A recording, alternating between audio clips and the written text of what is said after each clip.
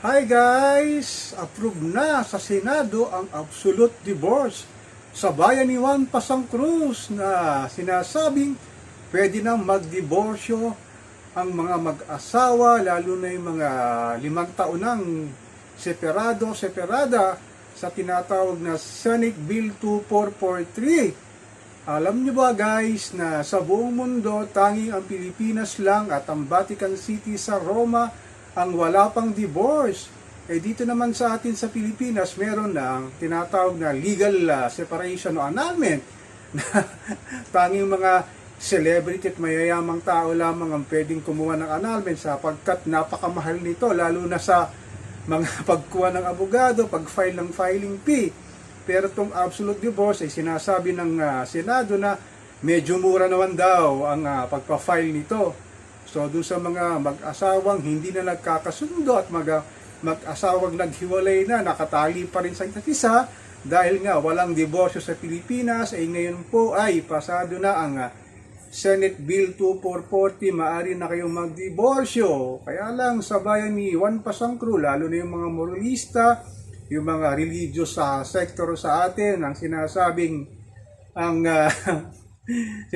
nila ang tinadhana ng may kapal, lalo na yung mga mag-aasawang sabi nila till death do us part, pero pag nagsama na hindi na nagkakasundo, ayan ang maraming problema kagaya ng financial infidelity, kung ano-ano pang problema ang sumasakop sa kanilang pagsasama, ay maaari na ngayong mag-file ang diborsyo sa murang halaga lang daw. So marami namang natutuwa at marami namang hindi natutuwa. Lalo na yung mga netizen, sabi nila, dapat daw bago ko mag-asawa, piliin mo muna yung nararapat sa'yo. Pero ang sabi naman nila, hindi mo naman malalaman kung sila yung nararapat dahil pagka nagliligawan pa lang, sabi nila, napaka-sweet daw sa isa't isa.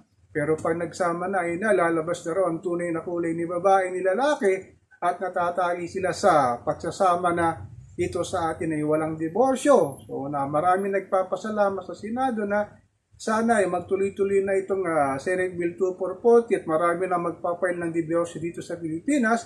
Nang nangyayari sa ibang bansa, mayroon silang mga divorce, pero tayo nila nga at ang Vatican City ang walang diborsyo. So marami na ngayon siguro magpapail ng diborsyo once na talagang na-finalize na itong Senate Bill 2440. Kaya lang siyempre nakakalungkot lang dun sa pamilya, lalo na yung mga anak, yung mga kabataan na mawawala ng magulang, ganun talaga siguro ang buhay. Pagka hindi magkasundo, pwede naman daw paghiwalay ng tao. Pero ang sinasabi daw sa kasulatan na kinasal ka sa simbahan, dapat daw till death do us part. Kaya lang, paano mong gagawin ito kung hindi na talaga kayo magkasundo? Kaya marami na nag-aabang sa panukalang batas na to na naisikatuparan na ng Senado at marami na sigurong masasaya, lalo na yung mga pamilyang hindi na masaya, lalo na yung mga mag-asawa lagi nagtatalo at may hinaharap na problema sa kanilang pagsasama, maaari na silang mag-file ng diborsyo dito sa atin.